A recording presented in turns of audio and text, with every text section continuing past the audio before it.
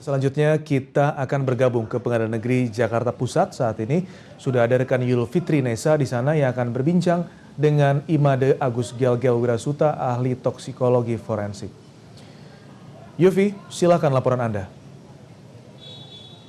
Ya baik, terima kasih Zaki dan juga pemirsa. Saat ini saya masih berada di Pengadilan Negeri Jakarta Pusat dan seperti yang baru saja Zaki katakan bahwa sidang saat ini dihentikan sementara waktu untuk istirahat dan nanti akan kembali dilanjutkan pada pukul 19.30 waktu Indonesia Barat. Sementara untuk ahli yang dihadirkan dari kuasa hukum pada hari ini yang merupakan Michael David Robertson selaku pakar toksikologi yang berasal dari Australia tadi memberikan sejumlah keterangan yang berkaitan dengan data-data yang diperoleh dari kuasa hukum.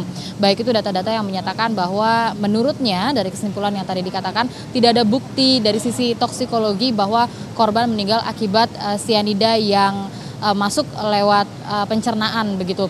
Dan juga ada sejumlah hal-hal lainnya yang diungkapkan bahwa memang ketika seseorang terpapar sianida maka reaksi-reaksi yang ditimbulkan memang termasuk dari reaksi-reaksi yang terdapat pada Mirna. Namun reaksi tersebut juga bisa disebabkan oleh faktor-faktor lainnya.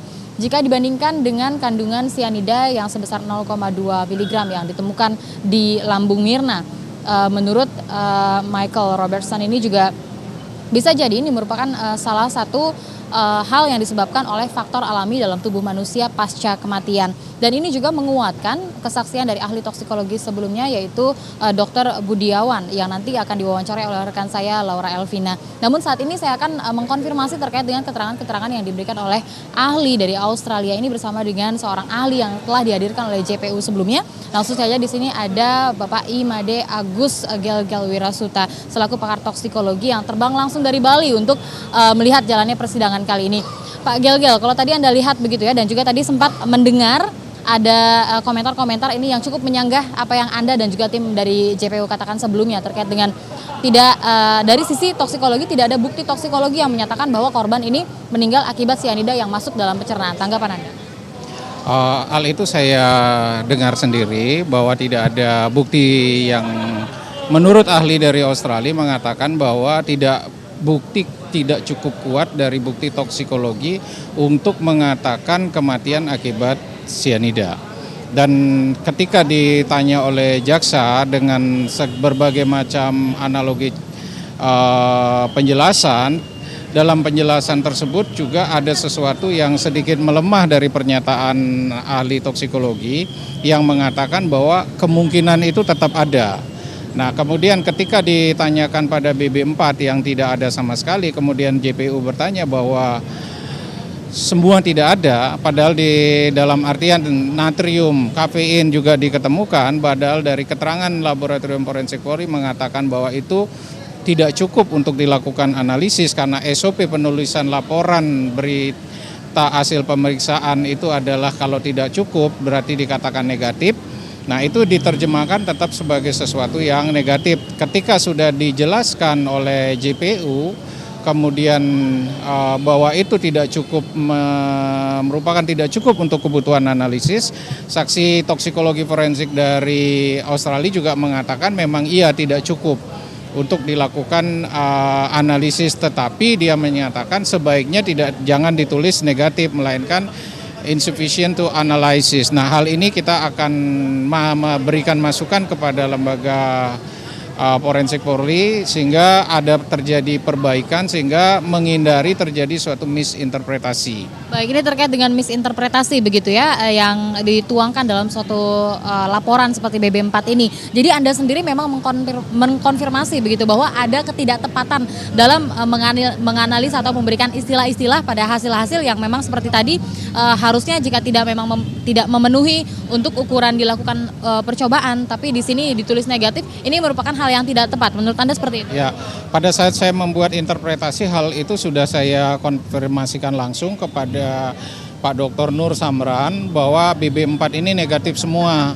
Kenapa hal itu tidak mungkin ketika di lambung ada kafein, kemudian di bagian organ lain juga diketemukan kafein dan natrium. Kenapa di sini negatif semua? Nah, waktu itu juga sudah dijelaskan bahwa tidak dilakukan analisis secara tuntas. Nah, cuman karena hasil sudah dikeluarkan dan sudah ditandatangani, saya tidak mempunyai hak untuk membuat ulang lagi kan, itu sudah menjadi suatu berkas dari penyidik. Tapi dalam interpretasi yang saya keluarkan, BB4 tidak dimasukkan dalam interpretasi. Baik, terkait dengan BB4 yang tidak dimasukkan dalam interpretasi begitu dan sudah sempat disarankan begitu ya nanti untuk perbaikan selanjutnya di Puslapor Mabes Polri, dan juga ini terkait dengan percobaan. Benar Pak Gagal sebelumnya pernah melakukan percobaan ini terkait dengan cyanida yang sejumlah berapa gelas begitu yang memang Anda lakukan percobaan dan di sana terjadi perubahan warna. Ini bisa diceritakan? Saya sendiri melakukan percobaan karena diminta untuk melakukan penilaian rekonstruksi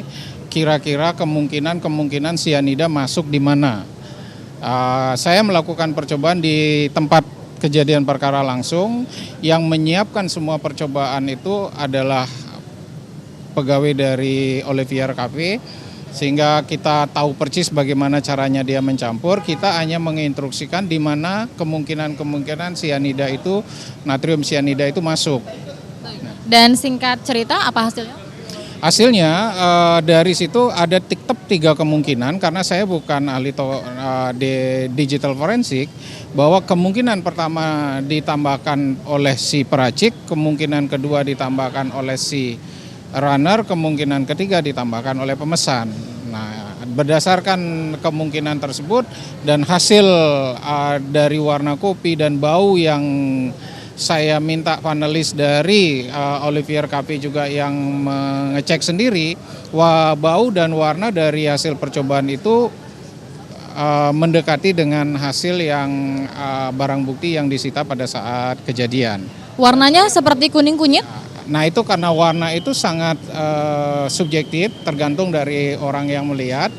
Kalau saya sendiri mengatakan warna itu menyerupai kopi yang disajikan, cuman dia lebih gelap, sehingga ketika kita mengatakan itu secara organoleptis kita masih tetap pada membicarakan coklat cucu, karena kita tidak menemukan warna kuning, mungkin terpengaruhi oleh sinar segala macam, karena cara melihat warna itu harus di sinar terang dengan background warna putih. Nah, waktu itu kan lampunya agak kekuningan, nah mungkin ada kok masalah dari situ juga. Nah, saya tetap, sehingga dalam laporan yang saya buat adalah warnanya kok coklat susu. Yang perlu ditegaskan, saya melakukan percobaan di Olivier Coffee. Di situ selama lebih dari pengamatan dan sampai penyelesaian percobaan itu 2 jam. Itu satupun pengunjung tidak ada bermasalah, kecuali pada saat percobaan di mana sianida ditaburkan di atas kopi, kemudian dituang air panas, itu saya sendiri yang menghirup dan terasa pusing, sehingga saya harus keluar hampir setengah jam berada di luar areal kafe itu untuk mendapatkan udara segar, karena saya rasa udah terpapar oleh gas sianida yang terbentuk akibat penyiraman air panas. Baik, jadi di situ memang sudah ada gejala-gejala bahwa sianida itu menguap begitu ya pada saat disiram air panas. Air panas, sehingga kemungkinan yang nomor 4 saya katakan tidak mungkin. Kalau pada saat nomor 4 disiram dengan air panas di depan pembeli, berarti kan pembelinya juga sudah merasakan, pemesan merasakan pusing. Baik, dan singkat saja ini terkait dengan kesimpulan Anda melihat persidangan kali ini?